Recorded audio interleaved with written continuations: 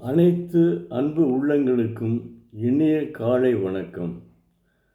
இன்று நான் முன்னாள் ஜனாதிபதி டாக்டர் அப்துல் கலாம் அவர்களை வாழ்க்கை வரலாறு பற்றி தெரிந்து கொள்வோம். பறக்கக்கூடிய குறைந்த எடையில் அதிக உந்து சக்தியை தரக்கூடிய ராக்கெட் மோட்டாரை டிஆர்டிஎல்லின் தொழில்நுட்ப உதவியோடு தனியார் நிறுவனம் ஒன்று தயாரித்தது. இந்திய அறிவியல் நிலையத்திலும் ஜாதவ்பூர் பல்கலைக்கழகத்திலும் நவீன தொழில்நுட்ப கூட்டு திட்டங்கள் தொடங்கப்பட்டன.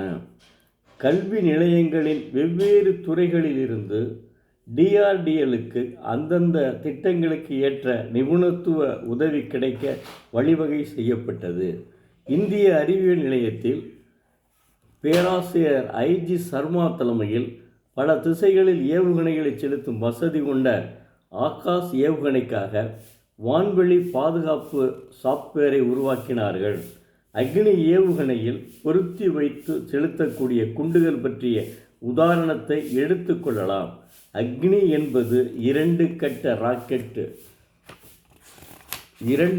ராக்கெட் பொருத்தப்பட்டது. இது இந்தியாவிலேயே முதன்முறையாக உருவாக்கப்பட்ட ரீஎன்ட்ரி தொழில்நுட்பம் பயன்படுத்தப்பட்டது. அக்னியை பொறுத்தவரை அது குண்டுகளாக சுமந்து கொண்டு மிக அதிக வேகத்தில் பறந்து செல்ல வேண்டியிருந்தது. வழக்கமாக ஏவுகணை பறக்கும்போது அதன் வெளிப்பகுதியில் 2500 டிகிரி சென்டிகிரேடும் அதிகமான வெப்பம் இருக்கும். ஆனால் ஏவுகணையின் உட்பகுதியில் 40 டிகிரி சென்டிகிரேட் வெப்பத்தை தாண்டாத வகையில் குண்டுகளை வைக்க வேண்டும். அதற்காகவே வடிவமைக்கப்பட்ட தனிரக அறைக்குள் வைத்து அதற்கேற்ப மின்னணு தொழில்நுட்ப ரீதியில் வழிகாட்டும் அமைப்பு ஏற்பாடுகள் செய்யப்பட்டிருந்தன. அடுத்து குறிப்பிட்ட இலக்கு நோக்கி ஏவுகணையை செலுத்துவதற்காக அதற்குள்ளேயே இன்னொரு கம்ப்யூட்டரும் பொருத்தப்பட்டிருந்தது. அக்னி ஏவுகணையில் குண்டுகளை நிரப்பி பொருத்துவதற்கான வடிவமைப்பு நுட்பத்தில் ஒரு அம்சம் இன்னொரு சவாலாக அமைந்திருந்தது. விண்ணில் கிளம்பிய ஏவுகணை குறிப்பிட்ட தூரத்தை கடந்த பிறகு இலக்கை தாக்குவதற்காக மீண்டும் காற்று மண்டலத்திற்குள் பிரவேசிக்கும் போது அது சீறிப்பாயும் அபரீதமான வேகம் சம்பந்தப்பட்டது. இந்த சவால் ஒளியின் வேகத்தை விட 12 மடங்கு அதிக வேகத்தில் செல்லக்கூடியது.